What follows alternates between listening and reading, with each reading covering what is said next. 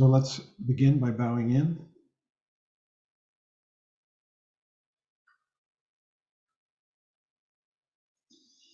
Welcome everyone to the Buddhist Path of Awakening course. We're going through Shantideva's Bodhicharya Avatara, which means entering the path of awakening. One of several versions. In fact, the text we're using is entitled The Way of the Bodhisattva. That's another one, Bodhicharya Avatara.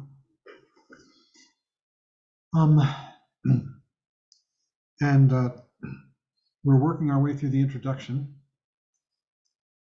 Next week, we're going to assign the appendices and discuss them. And then the week after that, we're going to be starting working our way through the text. And what Michael and I have agreed is that we're going to ask for volunteers to actually read the text out loud as we discuss it each week. It's really beautiful. And this text is so profound. So I'm going to begin tonight, and then Michael will take the second half of the presentation. So we begin on page 25 of the introduction, the section Intensifying Bodhicitta. And the introduction starts by observing that these are the culminating chapters of his great work, How to Intensify Bodhicitta to the Highest Pitch. As in chapters 1 and 4, Shantideva begins by whipping up a sense of urgency and enthusiasm. That's what they say in the introduction. Really what he's doing is reminding us of the four reminders, and especially of the fact that this life is very transient, impermanent, and that we're going to die. And this becomes more and more apparent to us as we age and watch people dying around us. He says, if we squander the incredible opportunity for liberation afforded by this human existence, how will we feel when Yama, the Lord of Death, who rules us in death, sends us to a realm we don't want, perhaps even to hell? We may think that we've lived a virtuous life and that we're going to enjoy the appropriate rebirth, a happy rebirth, because we've lived a virtuous life. But actually, the rule is that looking back through all of our lives, it's the weightiest karma, the most powerful karma that you've got, wherever that may lie, in whatever life, it could be way, way back, that's going to determine what your next life is. And it could send you straight to hell and suffering and unhappiness. It's not, you might have lived a very virtuous life in this past life, in this life, but that doesn't mean that you're going to enjoy a happy, virtuous life in the next, because you may suffer the weightiest karma, which could come from anywhere in your past history of lives. So this assumes, of course, that we believe in previous lives, which is really not that big of a stretch. I mean, we've got previous lives in this life, all the different sort of incarnations that we've had in this life of different roles and experiences that we've had. And the idea is simply that we've had this going back countless eons in time. And so Shantideva says, how can you remain at ease like this when you have done the deeds that lead to contact on your tender baby flesh of boiling liquids in the hell of extreme heat? There you go. Excuse me, I've got sniffles.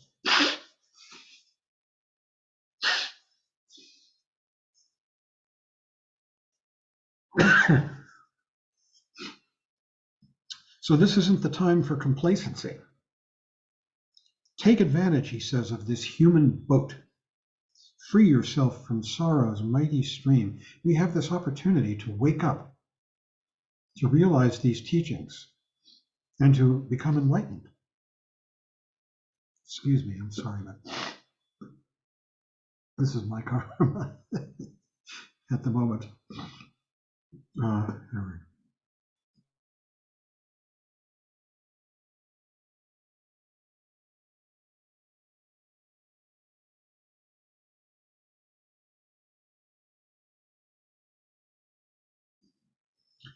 So the requisites, what's required, are courage and a steadfast refusal to give up, and awakening to the dire reality of the situation, not sleeping or cruising through it. This is what we're being enjoined to do, to awaken and to practice with determination to achieve understanding, especially of what Michael's going to talk about in the second half, which is the understanding of what reality truly is, which is emptiness. We must not give in to indolence and cowardice, he says. With perseverance, even insects have it in them to gain liberation. I'm not sure whether they have it in them to gain liberation in their life as an insect, or whether they will aspire and move through other lives and then gain liberation. So Shantideva recommends wholesome confidence in your ability to stay present, to be right here, open, clear, full of love and compassion. He says, to shelter themselves from the midday sun, elephants will plunge into the waters of a lake. Just so, bodhisattvas throw them into their great work for beings. Because when you work for the benefit of other beings, it produces happiness in you, sanity in you, as well as in the people that you benefit. The bodhisattva in training with an intention consolidated by carefulness, vigilant introspection, and the perfection of patience, and stirred by the desire to labor unrelentingly until the goal is reached. The Buddhist bodhisattva now proceeds to embrace the real, the truly mind-transforming discipline. So the 8th chapter is on meditative concentration. And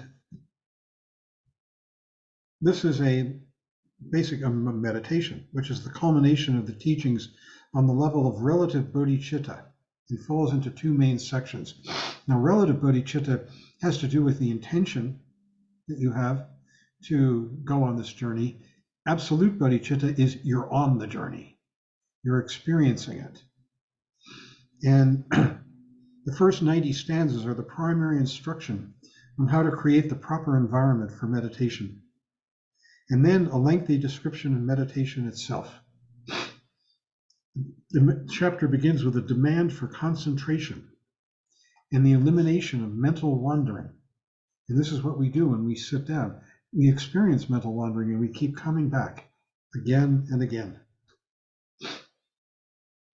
Further, he says, there can be no progress in concentration, that is, awareness of the present moment, without a severe reduction in one's involvement in worldly affairs.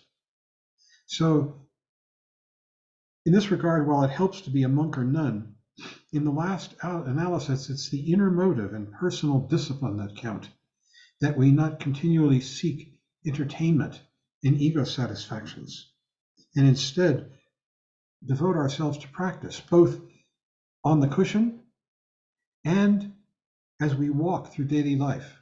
As we walk through daily life, that's the real, true application of meditation. Meditation in action. On the cushion is kind of like a lab experience. When you are working in a lab and it's sort of unreal because it's you've created the proper conditions, and then you take what you've learned in the lab and you go out into the world with it. That's meditation in action. And that's where it really becomes real, this path.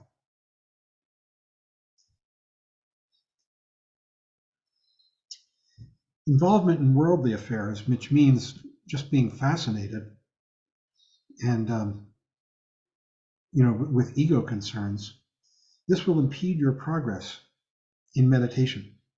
So Shantideva prescribes solitude, a flight from the world in the spirit of inner freedom rather than puritanical world denying. And what he means here is we're talking about solitary retreat even. And there are people in this class who have done solitary retreat. And if you have any interest in it, I encourage you to talk to me about it and we can discuss the possibility of it. It's a powerful experience. Most people in this world have never actually spent time alone. And if they say they have, what they've really been doing is they've been gardening, or they've been writing their novel, or they've been doing something that keeps the mind occupied. But when you go into solitary meditation retreat, as Trungpa Rinpoche used to say, you do nothing but eat, shit, sleep, and meditate. That's it. You reduce your life to a complete simplicity, and you really encounter everything becomes your mind.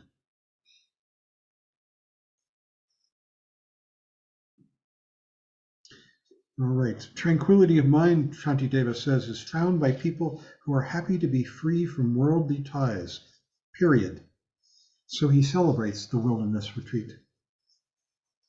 He observes the difficulties, the desire for companionship, the desire for property. I remember the first number of times I went into retreat, I used to put up on the wall a line from a Rolling Stones song. It was, "Nothing could be sadder than a glass of wine alone. Loneliness is just a waste of your time." I used to write that out and put it on the wall of my retreat cabin. It's powerful. And he observes the difficulties in encountering that kind of aloneness, the desire for companionship, the desire for property, sexual obsession. And he recommends contemplation of the impure aspects of your object of desire, because it was written by monks. He's talking about women, but for women it's men or whatever. Excuse me, I'm sorry. And he talks about the absurdities of courtship and marriage from the point of view of impermanence and death. We're all going to die and leave each other behind. And he gives instructions for how celibacy may be preserved, the virtue of chastity, which comes and goes at different points in your career. Trungpa Rinpoche said that the path of a monk or nun is actually an easier path to enlightenment and a little bit slower. The path of the householder, meditation and action, daily life, is more difficult, but if you can do it, it's faster, because you're encountering all of the obstacles, mental obstacles. You haven't sort of artificially created an environment that is easier for you to meditate in. So you're actually move through the path faster as a householder than you would as a monk or nun. He said, if you can actually stay on the path and not get seduced into worldly concerns, into the success of your business, into love affairs, into whatever it may be.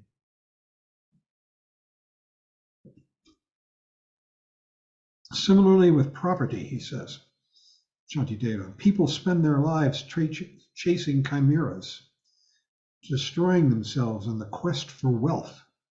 Yet, he exclaims, with but a millionth part of such vexation, enlightenment itself could be attained. It's that easy. So then he considers themes that form the high point of his teaching, and which are the essence of the Bodhisattva path. And we're going to study this next week. The meditation on the equality of self and other, and the meditation on the exchange of self and other. So in this regard, next week's reading, you're going to read the 3 appendices. The Life of Shantideva is the first appendix, and then the second and the third are the meditations on explaining the meditations on the equality of self and other, and the meditation on the exchange of self and other. And these are quite profound and very unique to Shantideva. This was one of his unique contributions. He says, here the discussion gets complicated, hinging as it does on the doctrine of emptiness. Because in the Mahayana, compassion is not merely sympathy for the sufferings of others, or even the resolve to do something about it, but through the application of wisdom. This is seeing reality, which is emptiness, shunyata. Through that application, the transcendence of the notion of ego itself, and the understanding that in the final analysis, The existential barrier dividing self from other is totally unreal. It's just not there. Self and other don't actually have any true existence. It's a mere mental construction. Once bodhisattvas realize this, then the suffering of others becomes as real to them as their own. And this is what he's extolling. This is what he is urging us on to seeing emptiness, dropping the barrier between self and other, so that the suffering of others becomes as real as what was previously just one's own suffering.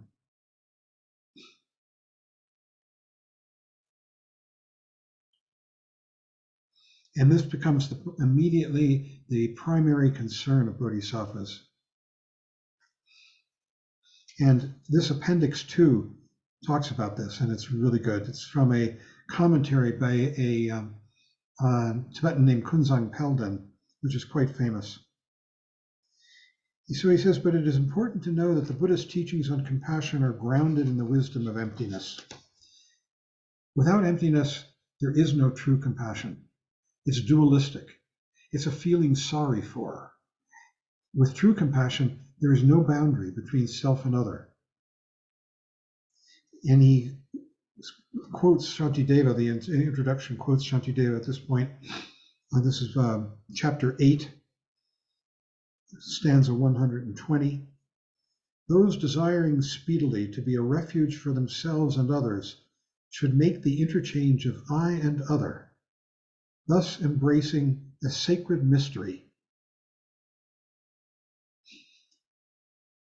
They should make the interchange of I and other, that the two are just not different.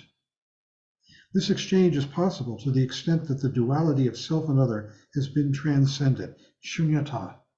One has to realize shunyata. This is the Bodhisattva path. It's the entrance to the Bodhisattva path, is the discovery or the realization of shunyata, which is that I and other are myths, simply conceptual constructs.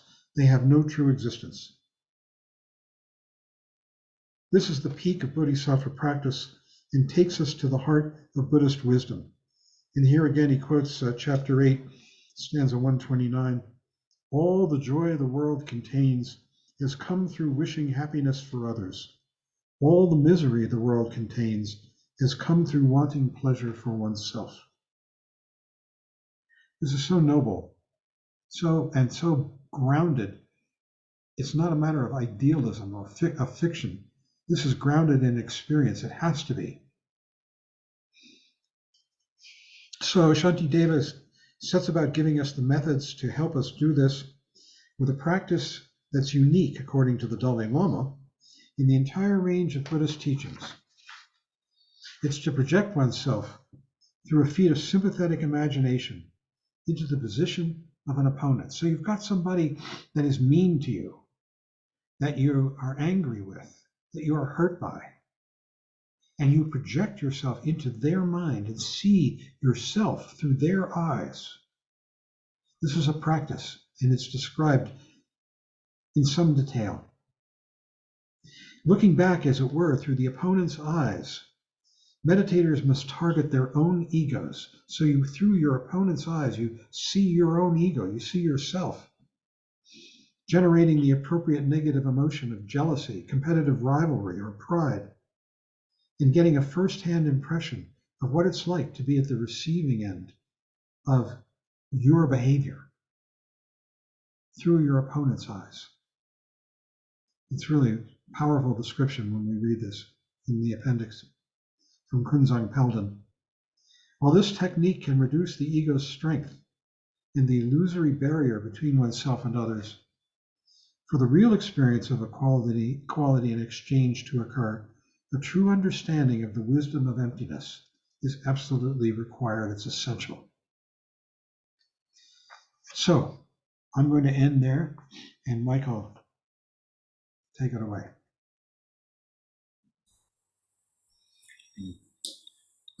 So, thinking about what John said about the reality of karma and our future births reminded me of a transcript of one of Trungpa Rinpoche's talks where apparently a fly buzzed by the microphone and was quite audible to the audience. And Trungpa Rinpoche's comment was something like, must have been a practitioner in his past life. So we'll be talking about the wisdom chapter, which is the 9th chapter of the Way of the Bodhisattva. This chapter talks about prajna, essentially. It's prajna that sees shunyata. It's prajna that ultimately brings the other paramitas to completion.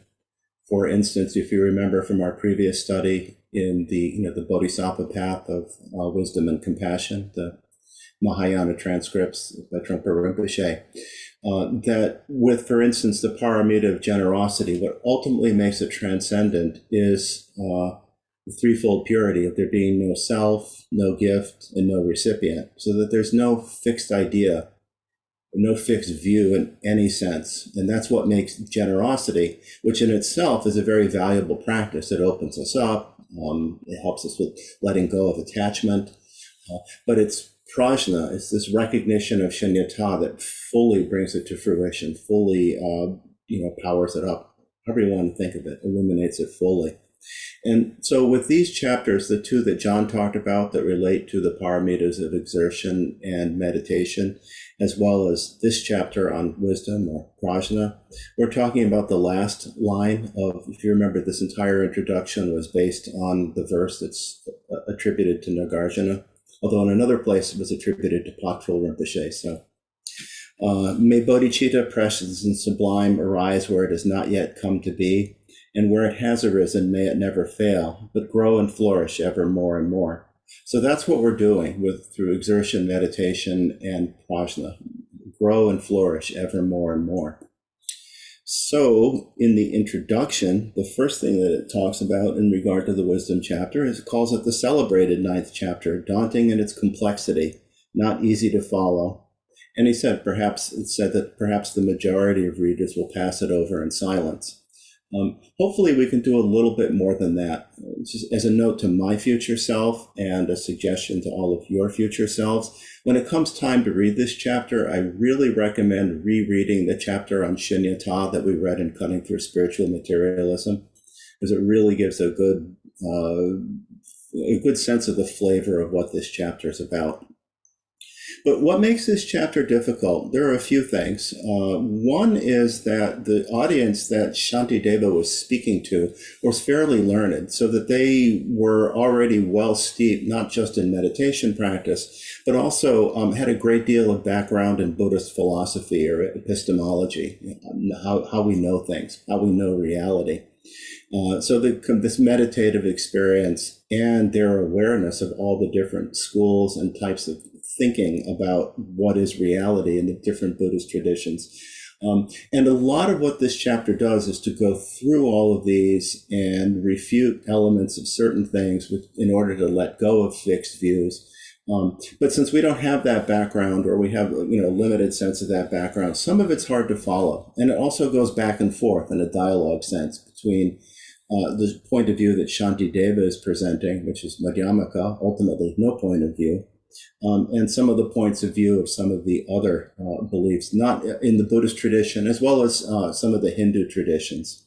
So that's one reason that it's difficult. But I think the more important reason that it's difficult is that it's slippery. In a way, it's sort of like the Mahamudra teachings that we just experienced with Trungpa Rinpoche's book, Mind at Ease. It really goes against the grain of ego. It goes against everything that we're habituated to in a conventional sense, everything that we've been conditioned to perceive. It goes against a lot of conventional social norms. And in that sense, it's really meant to help dissolve a lot of conceptual fixations and a lot of our clinging to reference points. But this is challenging. As a matter of fact, Shantideva talks about this at some point in the chapter 9, and says some things about why we might feel apprehensive, but that actually that's a wrong view, that it's like being apprehensive about a remedy that would cure a disease, because ultimately it's recognizing shunyata that's ultimately freeing.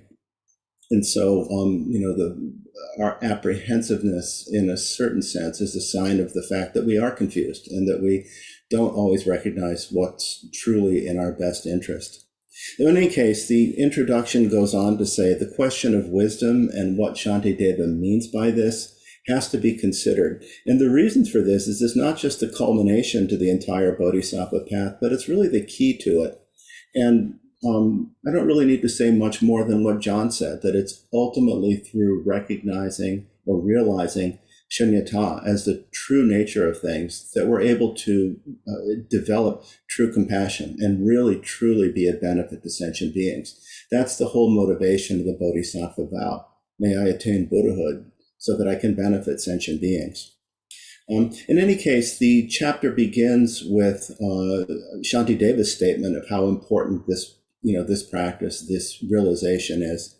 All these branches of the doctrine, the enlightened sage expounded for the sake of wisdom. Therefore, they must cultivate this wisdom who wish to have an end to suffering.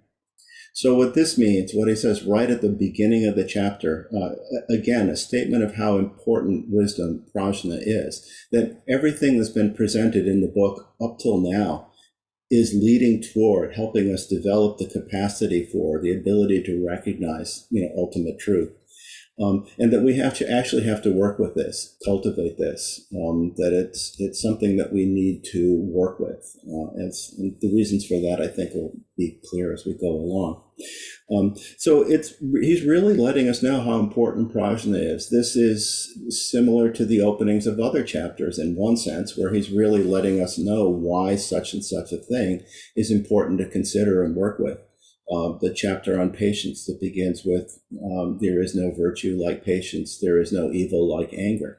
That it's really important that we work with our anger. And as a matter of fact, in that chapter on patience, this comes up later in the introduction, he actually introduces the idea of emptiness, particularly emptiness of self, and the recognition of the emptiness of self as an important aspect of developing patience or non-aggression. If there isn't a self, then we have nothing to defend, nothing to be attacked, and therefore when we're able to actually see that, we become less reactive. So again, another way in which prajna fully illuminates, powers up, I don't know what the best phrase is, the different paramitas. So everything we've read up till now, or everything we will have read up till now when we actually get to this chapter, everything we've talked about so far in this introduction is leading up to this chapter on prajna. As we said before, without the direct realization of emptiness, without the development of ultimate bodhicitta, which is this full awakening into the reality, without that, there's true compassion practice is impossible. Another way that we could think of this and why prajna in particular is seen to be so important, if we think back to, again, the book that we read by Trallag Rinpoche, Mind at Ease, he talked about the two veils, the two things that obscure, our ability to fully be present, compassionate and skillful in the world.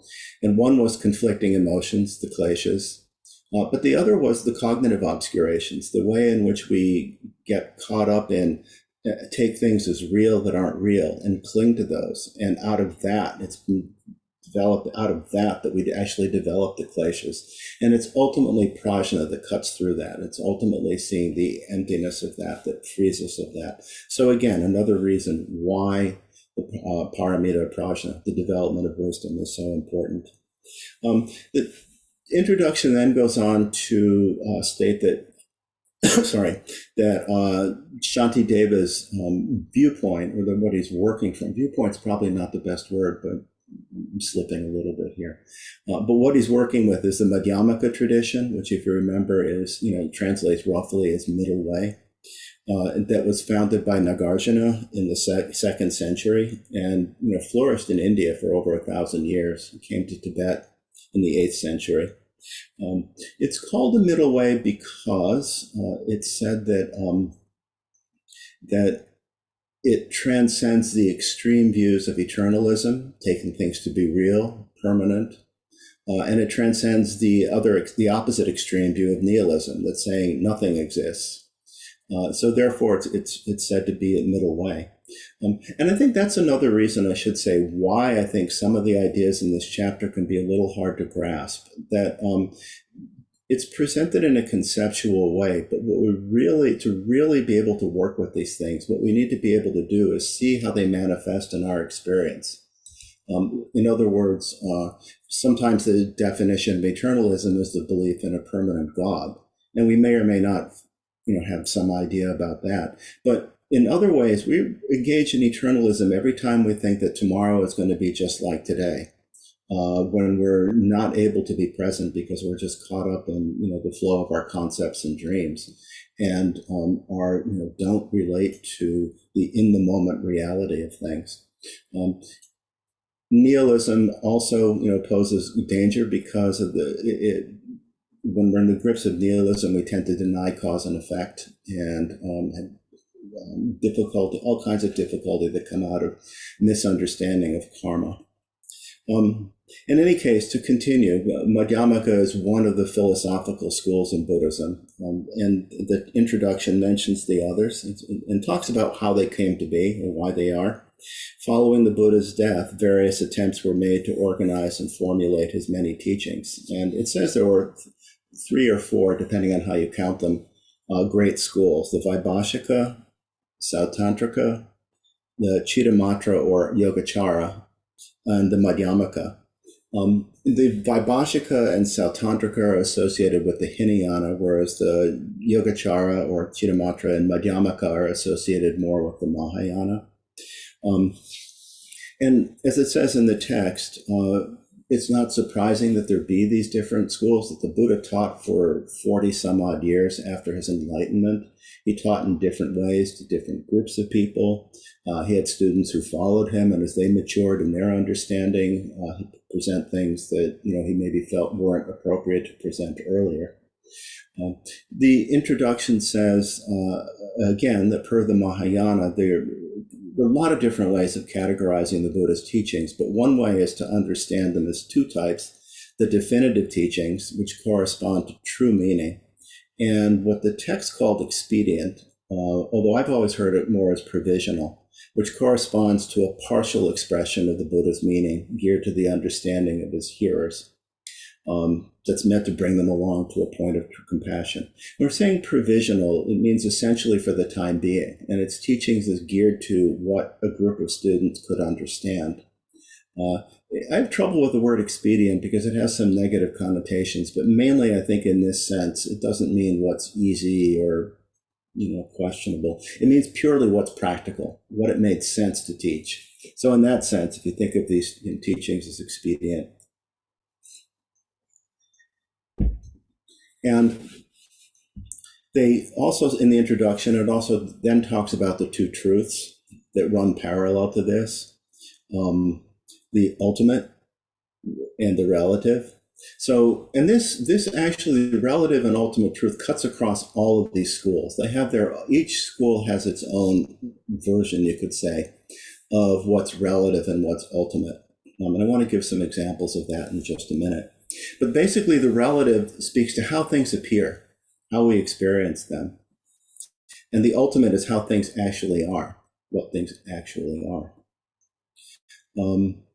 So, they give some examples in the introduction, then give some examples of different ways in which the Buddha presented different concepts. That, for instance, it's said in the introduction that he spoke in terms of self in the context of karma and personal or ethical responsibility, which is a negation of nihilism, that nothing matters, nothing follows from anything. In other words, it's a statement that there is cause and effect. At the same time, or in other times, the Buddha denied the existence of an Atman or soul, which is a stand, against the eternalist position, that there's something that exists that's permanent, or something that, some kind of self that exists as a changeless essence. Now, actually, it's kind of interesting because a true understanding of karmic causes and conditions in itself cuts the view of self, because you come to understand that what we take to be a self is dependent. It doesn't have any true existence outside of the causes and conditions that cause an appearance of self. But in the beginning, it's important to have some understanding of karma and how we develop habits and how the actions that we do have consequences and so on. So in that way, the teaching is provisional, but it has the seeds of the ultimate. even within it. It's important to think a little bit in terms of when we talk about things not having a true self or being empty, exactly what that means. And traditionally, it's said that to say that something has a self, we have to say that it's singular, that it's independent of anything else. In other words, it doesn't collapse if causes and conditions change. And that it's permanent, that whatever it is has some permanence. And actually, each one of the different schools, Vaibhashika, Sautantrika, the Chittamatra or Yogacara, and Madhyamaka, have different ways of coming to grips with some of these things. And again, it's said that the Madhyamaka view transcends the view of eternalism, that there are real, permanent, independent, solid things as a self, or real, permanent, solid objects, others in the world. And it also refutes nihilism, that nothing exists, that nothing matters, that there is no relationship between things of any kind. And so in terms of understanding this, it's just another a concept that I think is helpful to think about. And that's in some ways, that's what Madhyamaka does. It uses concepts to get beyond concepts. Thinking again of the Trolley book that we read and in his reminders on several occasions to be aware of and try to let go of binary thinking, that it's either this or that. And in this regard, for instance, ultimate truth doesn't necessarily mean relative truth is non-existent or false. Again, things appear the way that they do, but at the same time, that's not their true nature. So at this point, I'd like to just take a brief side trip away from the introduction. I hope this is helpful rather than confusing, and say just a little bit about the Vaibhashika and Sautantrika points of view in the Hinayana. Again, we actually did read a little bit about this when we read the chapter on Shunyata. If you remember, Trungpa Rinpoche in that chapter said that from a Madhyamaka point of view, both eternalism and nihilism are false or illusory points of view. But that the Sautantrika, he doesn't use the word Vaibhashika or Sautantrika, but that this point of view, which he actually called atomists, pluralistic atomists, is partially true, but ultimately false from a Madhyamaka point of view. And I think it's kind of interesting to see as an example of how relative and ultimate truth manifest in these different teachings. The Vaibhashika point of view, and it's similar to Sautantrika in a lot of ways, is that things that seem to exist, but if they can be broken down, if they can be taken apart, then that's their ultimate nature. And what they do, what Vaibhashika in particular point of view does, is to break things down into smaller and smaller pieces. And they take this, the Vaibhashikas follow the Buddha's Abhidharma teachings, the Sautantrikas follow more the Sutra teachings. But again, there's a lot of similarity. But I just want to show this one quote from the Abhidharma, because this really sums up the Vaibhashika view. If something is physically destroyed or mentally broken down, the mental state that apprehended it does not engage it anymore. Something like a vase or water exists seemingly. That's a relative point of view, while what exists genuinely is something other. So in other words, if you took a vase and smashed it with a hammer, you would no longer call it a vase. You might call it a mess or something else. But you come to realize that there was nothing in that entity that was a vase. It was something that we imputed, something that we labeled a vase, but in itself it wasn't a vase. The interesting part is and essentially what the Vaibhashika do is break this down into smaller and smaller particles that you continue to break something down. I could break down this computer, except then I couldn't talk to you. But at some point I wouldn't call it a computer anymore. It ceases to be what I took it to be. Ultimately, they break it down to what the Vaibhashikas call partless particles, what we might call atoms, the smallest possible thing that we can imagine. And they say, the Vaibhashikas say, and the Sautantrikas, again, the Sautantrika view is fairly similar, they say that these partless particles actually do have true existence. And also they say that they're experienced by moments of consciousness, and that these moments of consciousness, it's momentary, point by point by point, but that these moments of consciousness have true existence too. And that's the second line. The mental state that apprehended it doesn't engage it anymore. So in a moment, this state of mind has some reality, but ultimately when it breaks down, stops, then that's the ultimate reality. So that's the Vaibhashika point of view.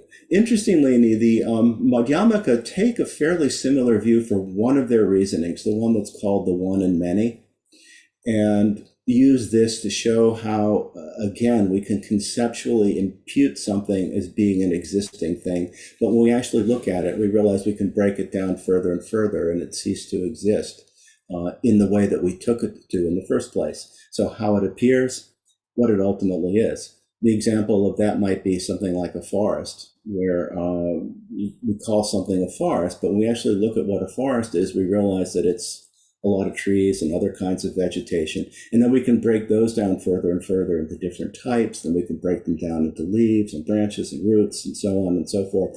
So that it seems to have a reality, but the more we look at it, the more we realize that it doesn't exist in the way that, at least, that we first took it to be. What the Madhyamakas refute is the idea that there's an ultimate reality to these partless particles, that we've broken something down into atoms. And they also deny that there's an ultimate reality to these moments of consciousness. And the way they do that is by asking if you have these partless particles. This is an example of the kind of reasoning that you get in Madhyamaka that's described in the introduction, where they take a point of view and carry it to an illogical extreme, to a point of absurdity. So what they say is, all right, you have this partless particle. Does it exist in space or not? If it exists as something in space, it can be divided further. It has a top and a bottom, a left side and a right side, and we may not be able to see it because it's so tiny, but this has to be true if it exists in space. And if it doesn't exist in space, how can you call it a particle? And they do the same thing with moments of consciousness. When you say that there's a moment of consciousness, then you say it has some duration in time. So if it has duration in time, then there must be a beginning. And if there's a beginning, there must be a beginning to the beginning. And there must be a middle, a beginning to the middle. And just, again, dividing to the point where it falls apart. And if you say it has no duration in time, then how can you say it exists at all? So that's how Madhyamaka takes this point of view that, as Trungpa Rinpoche said, was partly true, and takes it further to a point of absurdity. And the ultimate idea is to let go of conceptual thinking altogether, which I would love to do, but then I'd have a very hard time talking to you right now.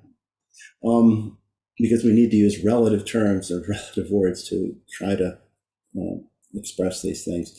There is something from the Sautantrika that I also wanted to share, and I hope this doesn't get too elaborate. Again, the Sautantrika has a similar point of view about particles and breaking things down. One thing that the Sautantrika point of view does do is get more into the active process of perception.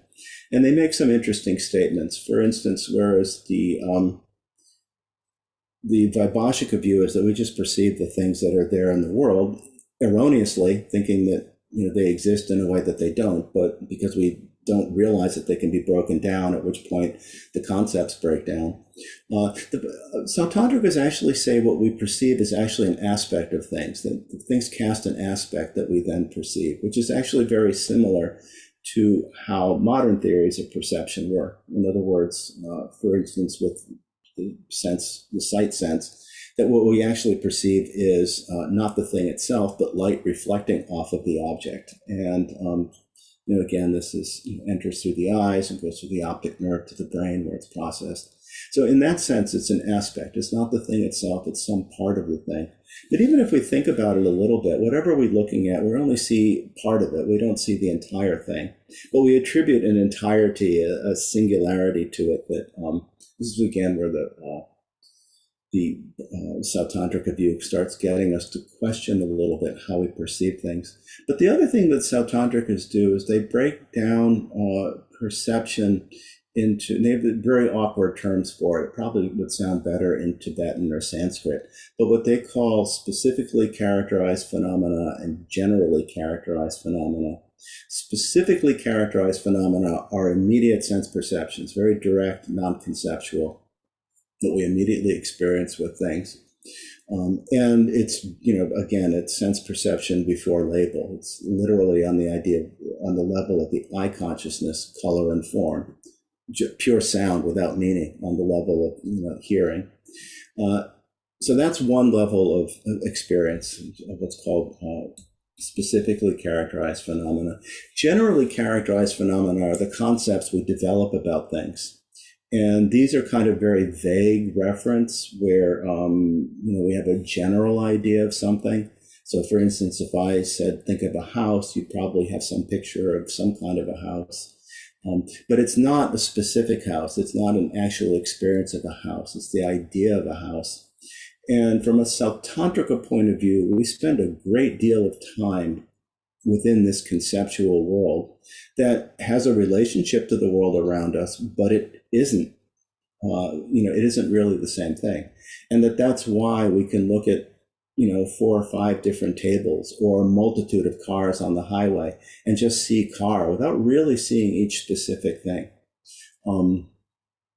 So it gets us to begin looking more at the level of perception and how on one level things appear. There are cars on the highway, but on another level, that's not how they actually are. Each one is a unique, specific thing. Madhyamaka has a way of working with that too, I'd have to go through the Chitta Mantra to get to that, and I'm not going to do that. So anyway, that gives some idea of, again, ultimate and relative, relative being how things appear, and the ultimate how things actually are. And that there are different ideas of this within each of these different philosophical schools. And in fact, within each philosophical school, you can go nuts with a lot of different points of view within each school about different aspects of these things. So I'm just trying to give a little bit of the flavor of how this all works. The next line in the verse is relative and ultimate. These, the true truths, are declared to be. The ultimate is not within the reach of intellect, for intellect is said to be relative. The important thing here then is that everything that can be said, any statement, any theory, any point of view, anything that emerges from rational intelligence has the nature of relative truth, including what I'm saying right now. And that the ultimate truth is supra-rational. In other words, it transcends rational thinking. It transcends conceptual thinking. Conceptual thinking, again, tremendously useful on the level of relative truth. But it's said, and this again kind of comes out a little bit of what the Sautantrika point of view I was describing earlier. That every concept is in some way mistaken to some degree, sometimes greatly mistaken. But even when there's a fair degree of correspondence between concept and the world, there's still a mistaken quality, it's said, to conceptual thinking. Again, the ultimate is super-rational, and they give some quotes from the sutras. The Tathagata, the Buddha, is free from all theories. They quote Nagarjuna, the Lord, the Buddha has rejected both views, that of is, in other words, that something truly exists in some way, either as partless particles or even as we conventionally think, as just being real in the sense of that we attribute a permanence and an independence and an identity to things that they don't truly have. The Lord has rejected both that is and that of is not. So basically, any statement, as it says in the text, any statement claiming to encapsulate the ultimate truth, anything that points to that as being ultimately real is false. It then says this can seem like a nihilistic point of view, but the ultimate is not within. But to say that the ultimate is not within the reach of intellect does not mean that it cannot be known, just that it exceeds the power of ordinary thought and verbal expression. And this is what we're talking about developing, or actually recognizing in our experience. We cultivate prajna, but we already have the capacity for prajna, but we have to recognize and cultivate that. Non-conceptual, non-dual mind, prajna, immediate intuitive insight into suchness. And suchness is a way of referring to the nature of reality, free from any kind of conceptual overlay and free of any kind of subject-object distinction. If you remember, again, when we read the chapter on Shunyata, Trungpa Rinpoche talked over and over again about transcending the view of perceiver and perceived, because that in itself creates a barrier to our experience of things. So that, again, that's one of the aspects of prajna, that it transcends duality. It transcends perceiver and perceived. Some texts call it apprehended and apprehender. Into what we're working to realize is our capacity for direct experience of things.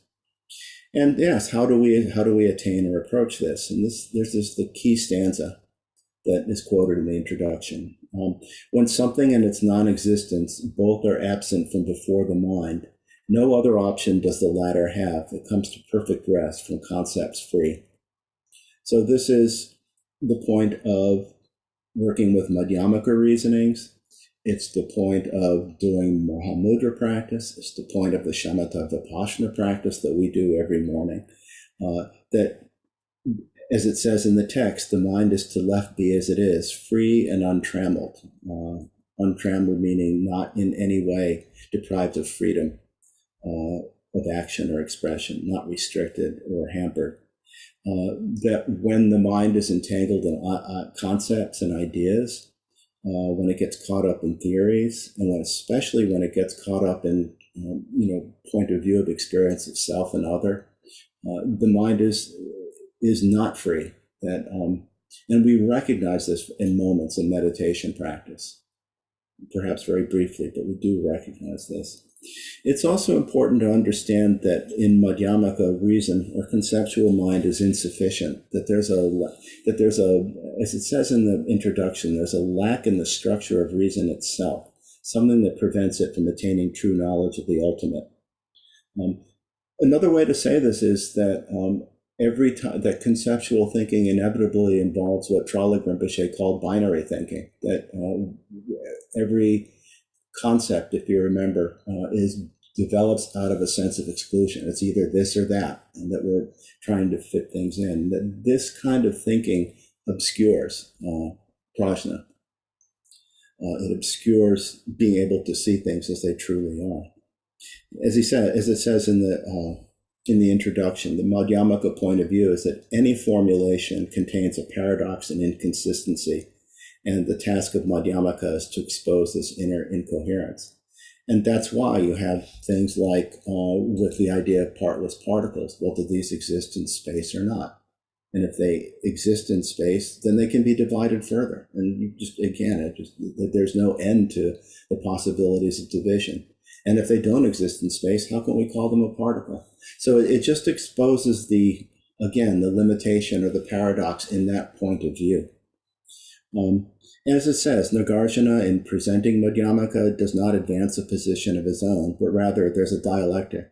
Again, a set of questions or comments to ask, and there's an investigation.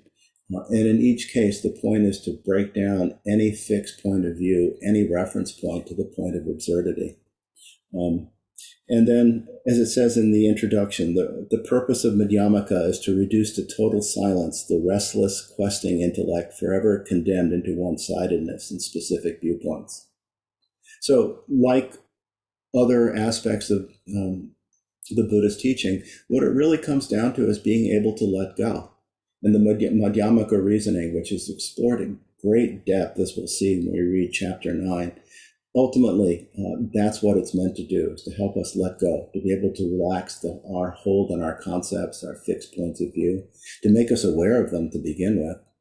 There are viewpoints and fixed ideas that we have that are more obvious to us, and some that are subtler, because perhaps they're more conventional, or because we're more habituated to them.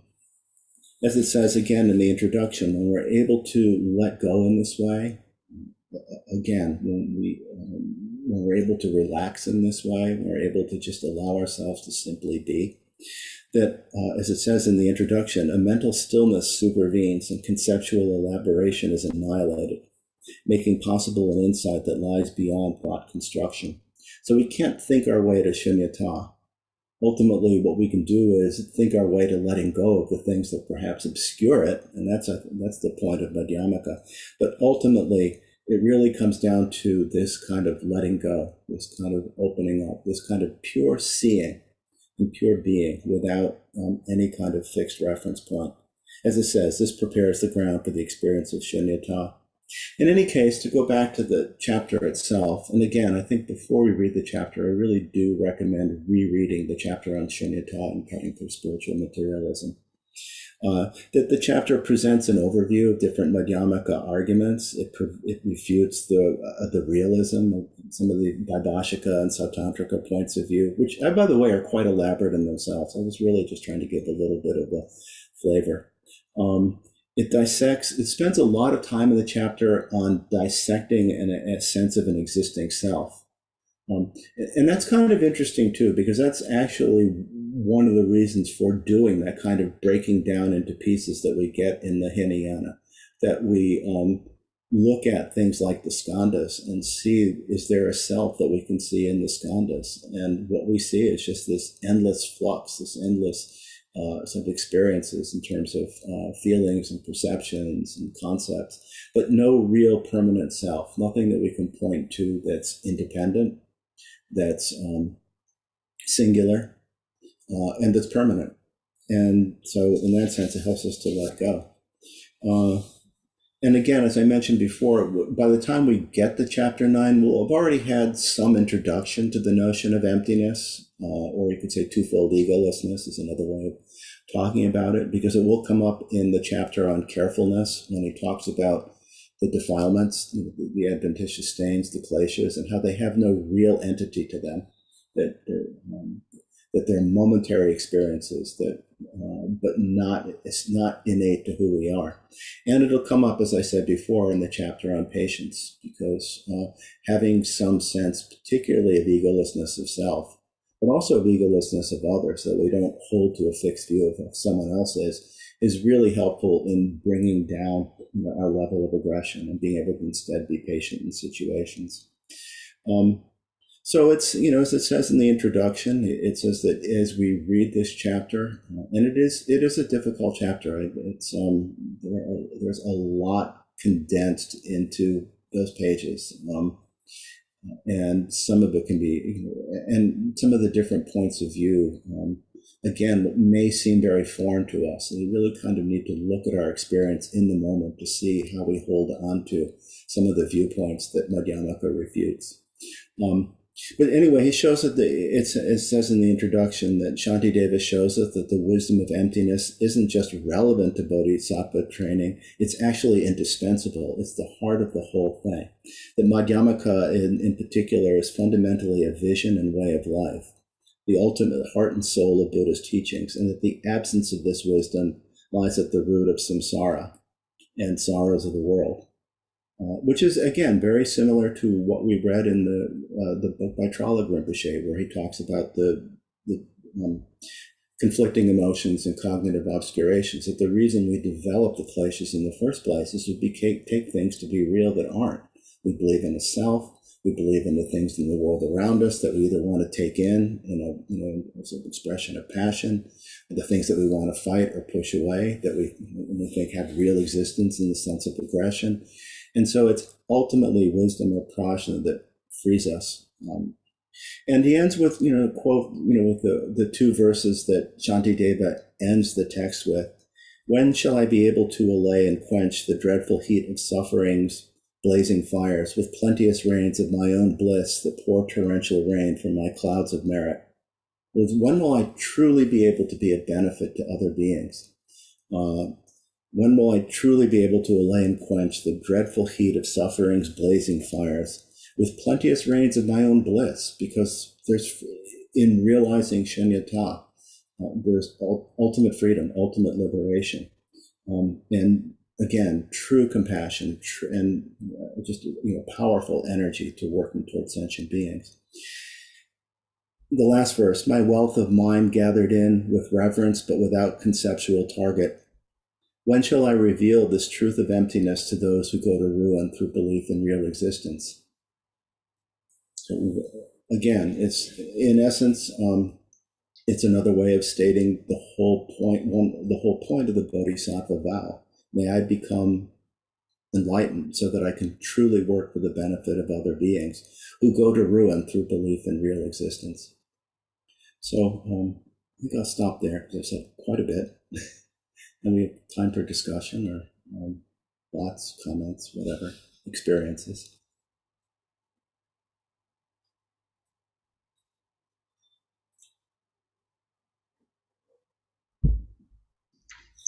I'd like to say too, thank you, Michael. That was terrific. And if you have a desire to explore Madhyamaka in greater depth, I did many years ago, and I'm not up to date on the most recent and best books on it. I remember a book by Streng, S-T-R-E-N-G. Do you remember that, Michael? I don't know that one. It's on Mula Madhyamaka Karika. But what you want to study is the root verses on the middle way. Mula means root, Madhyamaka is middle way, Karika is verses. And these, you see, Nagarjuna makes no assertions. He doesn't tell you how it is. What he does is he attacks all assertions. He says you can't say anything about the nature of reality that is true. It's just a provisional statement. And so what he does is he employs a type of argument, actually several types of argument, but one of the root ones is what's called reductio ad absurdum in the Western logic, and it means reduction to absurdity. And this is what Michael was referring to, that he takes the statements of a particular school and shows how, if you look at them closely, like the assertion that atoms exist. Well, if atoms exist, then they've got to have an edge and a center, that's parts. And if the parts exist, well, then they have to have parts, and it just goes on into absurdity. Or, for instance, beginnings and ends. Well, if something has a beginning, then you have to agree, won't you, that there's a beginning to the beginning? Yes. And if there's a beginning to the beginning, then there has to be a beginning to the beginning to the beginning. And see where that goes. These are called reductio ad absurdum in Western logic. And it's one of the main ways that Nagarjuna attacked any assertion. What he said was that you can make no assertions. They were called drishti. Drishti is a view. It's an assertion, a description of the way things are. And he said there are no drishti that will hold up under close examination, reductio ad absurdum. He also uses some other forms of Western logic, which we don't need to go into, modus ponens, modus tollens, for those of you who have ever studied logic. It's just really, he's taking no position, just attacking any position, because he's saying that relative truth is just a useful way to take things, useful to particular people at a particular time and place. And it's not really true. It's just sort of a useful way to take things. The absolute truth, the real truth, is beyond words. It's just purely experiential. And it's pointed out from teacher to student in what in the Zen tradition they call satori. In the Tibetan tradition, they call pointing out instruction, pointing out the nature of mind, which is beyond words. Because the words are always imperfect, as Nagarjuna demonstrated so beautifully with his life. So it's terrific stuff. It's a lot of fun, actually. We could do a course on Madhyamaka at some point. It would be great fun to do it. We can also have arguments.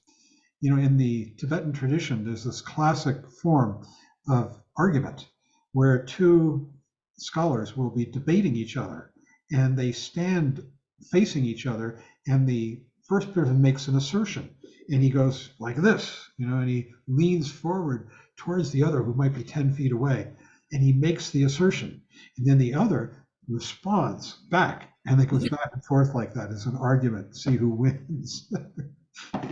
We could even do something like that. So anyhow, It's terrific stuff, Madhyamaka.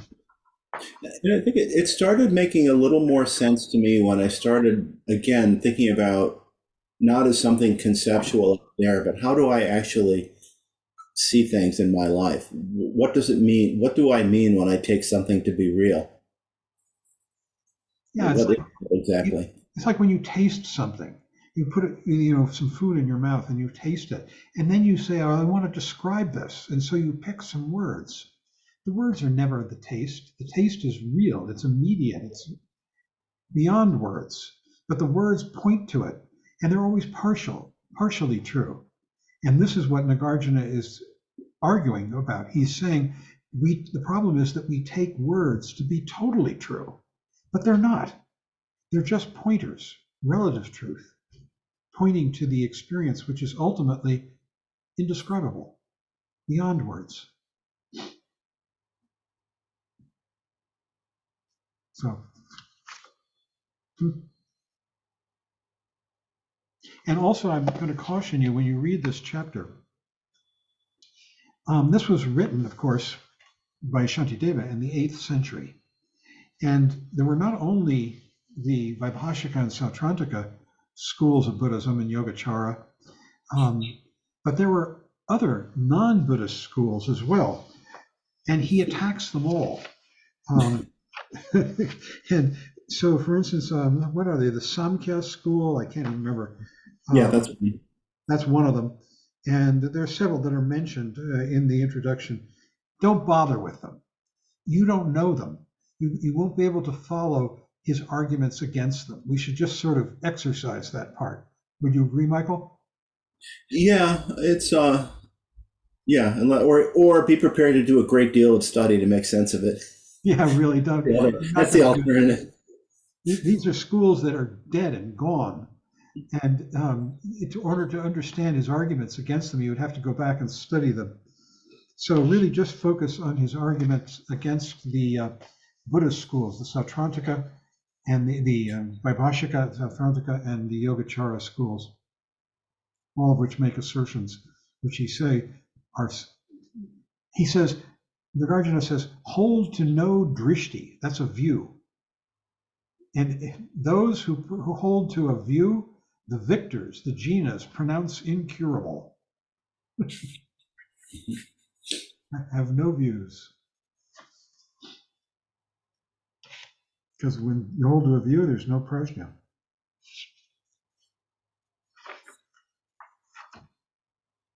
Terrific stuff, man.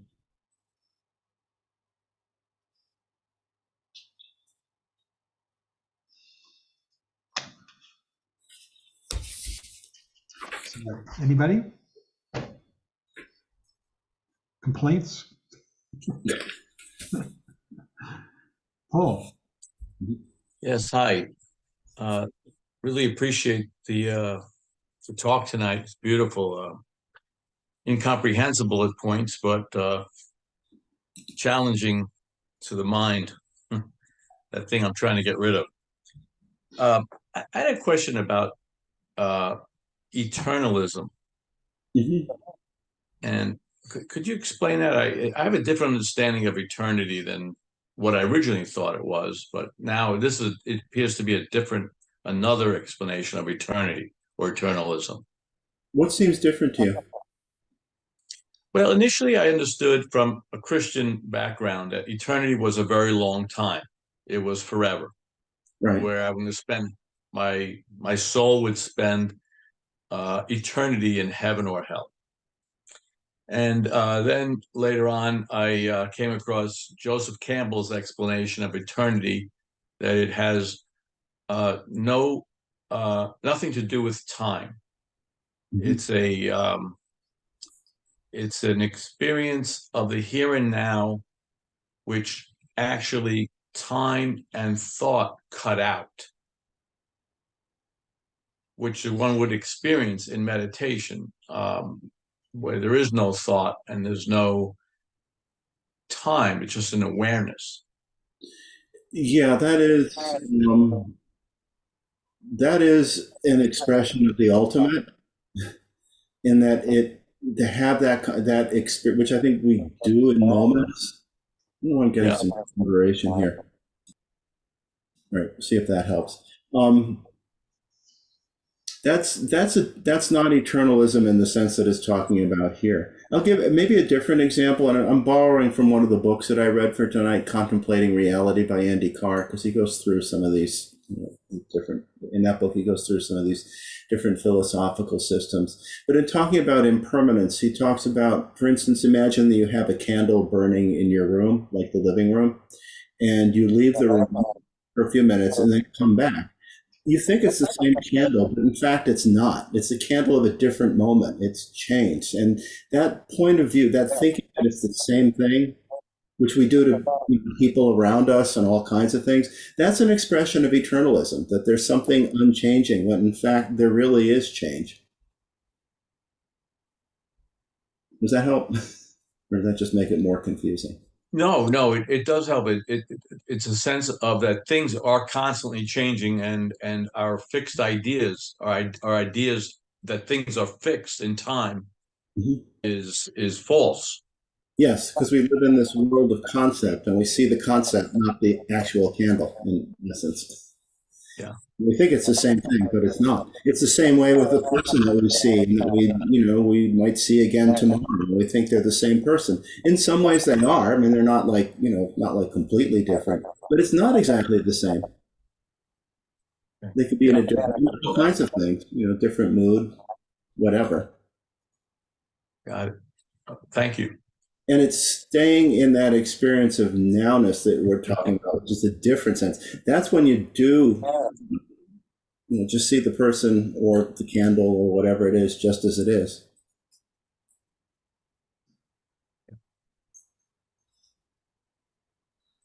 Thank you again.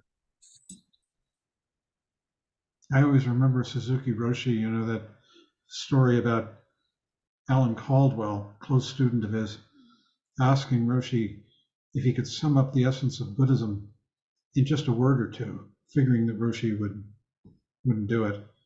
And Roshi said, "Everything changes."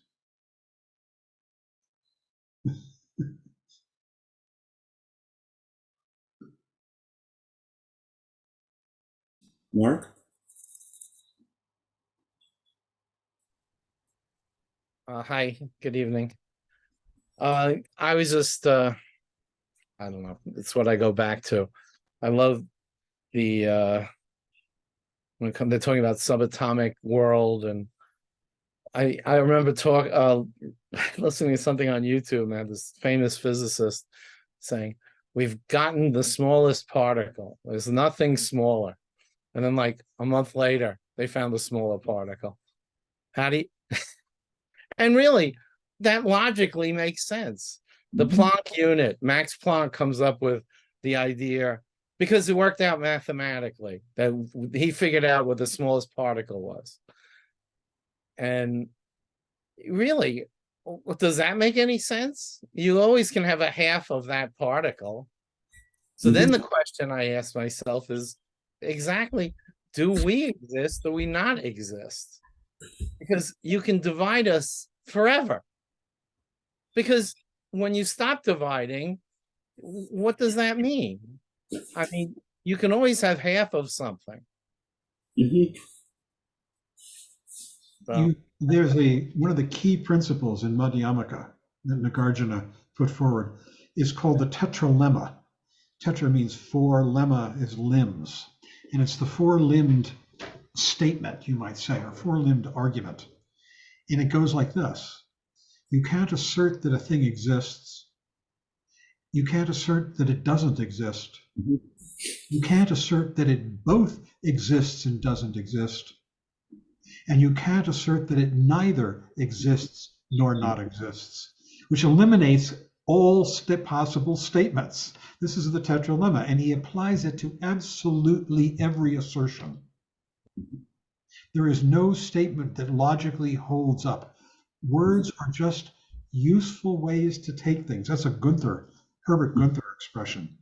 Herbert Gunther was a early German in the 20th century, propounder of Buddhist thought.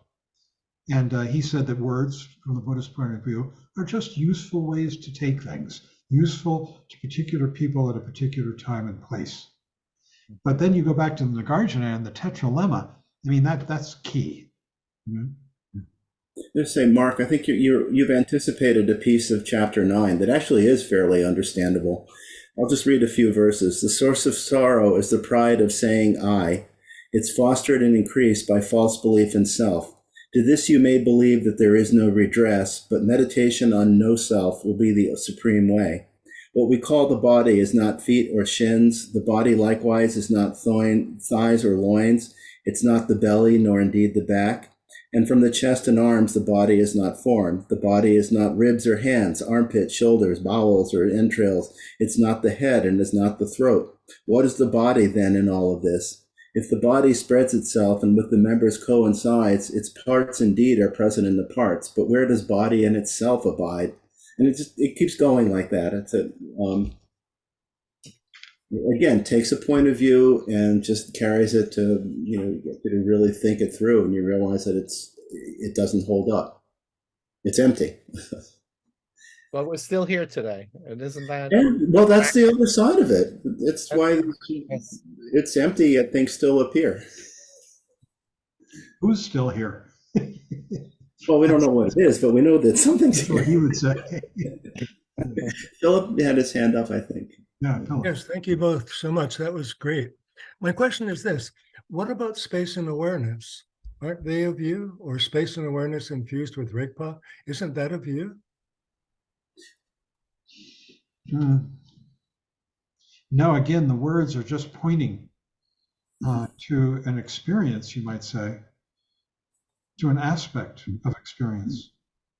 It's only useful to confuse sentient beings, to wake them up, to bring you back out of the world of things into the world of space, out of the world of dream into the world of awareness. It's useful at a particular time and place. Would you say, Michael?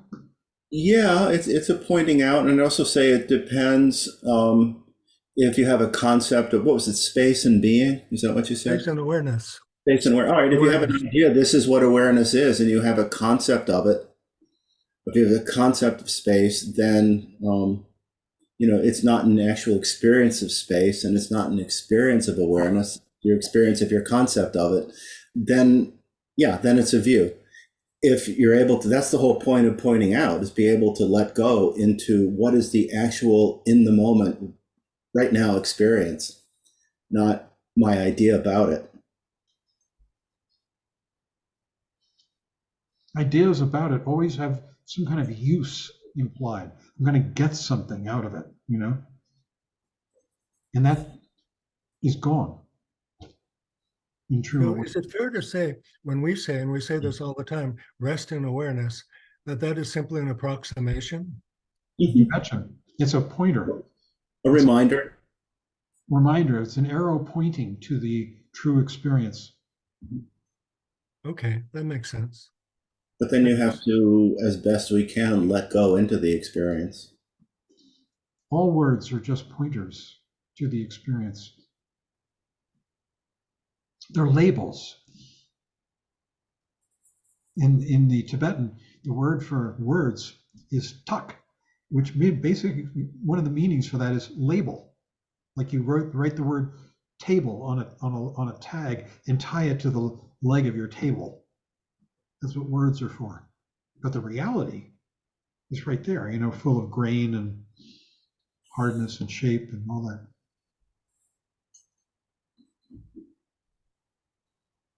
Okay, thanks. Robert. Thanks. This was excellent and very helpful. I feel like I'm in a graduate course, so certainly worthwhile. So it's a lot to take in and a lot to digest in a short period of time. And I'm understanding intellectually as you read it the concept of emptiness as you discuss it. That relative truth is just a useful way to take things at a particular time and place. It's not really true.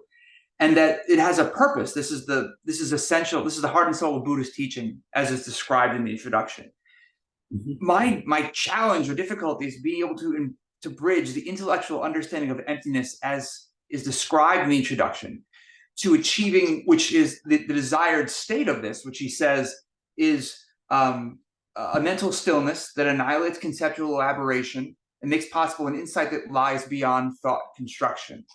So I've been properly educated about the concept of emptiness and the arguments that he's making, where there's this eternal division and nothing is really the same, and the idea that the me talking now and the me talking 5 seconds from now are different. But being able to make that connection between that understanding that you're instructing and reaching that point of emptiness still evades my simple mind. So maybe someone else is struggling with this, but it's fascinating, and I'm trying to work on it. I see Dan's laughing, so maybe I'm onto something.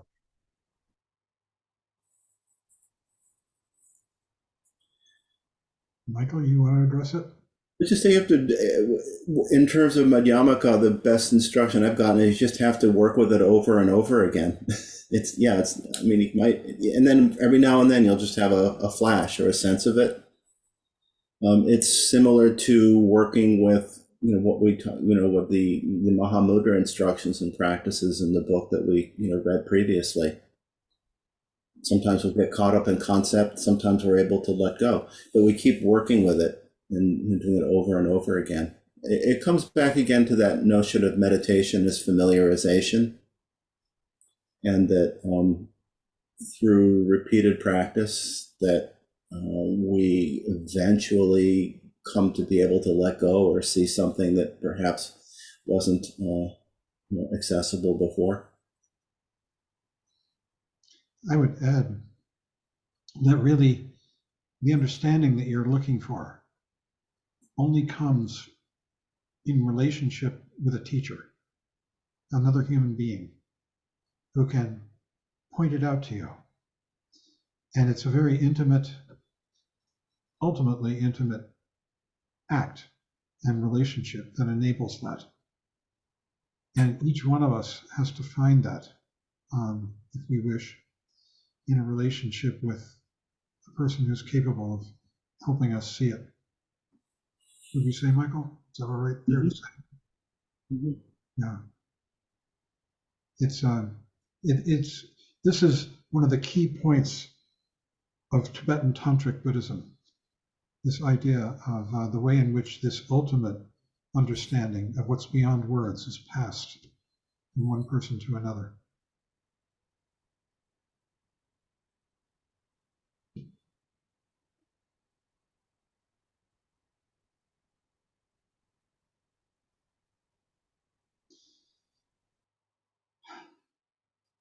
Hope that wasn't a conversation stopper.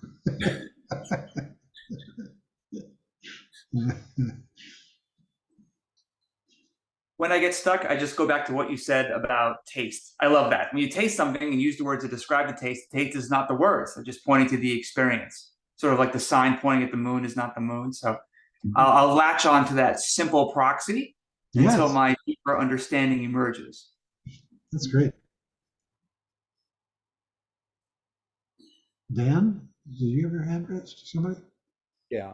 I just want to say quickly, I was reacting to what Mark was saying, that there's also in the Vajrayana and the Mahayana, what they call the 3 criteria for whether something truly exists or not. And the number one, well, I don't know if it's in this order, but one is that it has to be indivisible, right? And that's what Mark was saying. It has to be non-compounded. You can't break it down into smaller units. That's one mark of whether something truly exists. The other is that it has to arise independently of anything else, independent arising, in order for it to have the mark of true existence, right? And I don't know if you can think of anything that arises independently of anything else. And the third is that it's permanent, that it endures over time. So if you think of those 3 criteria for whether something truly exists or not, good luck. The only thing that fits that criteria is shunyata. Right? And does it really I don't even know if you could say that Shunyata I've heard fits it the said, criteria. right, yeah, I'm not sure. I haven't given that deep thought, but that's what some people say, yeah. Yeah. Well, I second what Michael said. Take a look at the chapter in Cutting Through on Shunyata. It's really a piece of work. Trungpa Rinpoche. A lot of people say that it's the best short description of emptiness in literature. So it's quite good, and it's short. So we should end. Meg, are you going to do the closing chants? Yep, I'm here. Great. I'll put them up on the screen.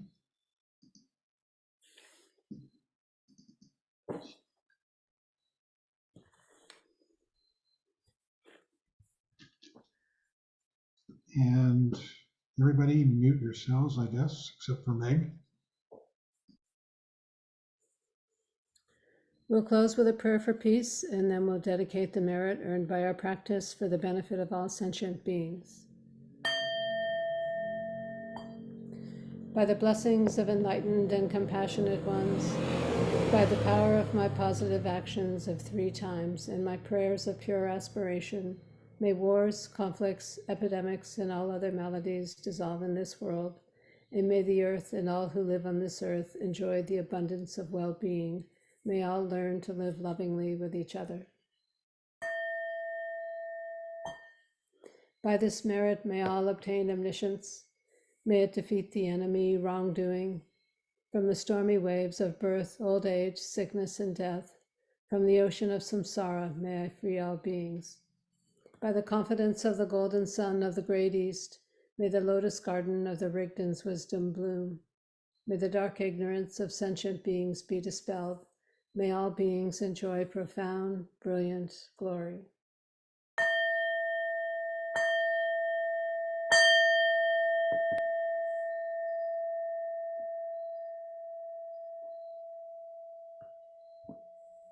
Thank you. Everyone.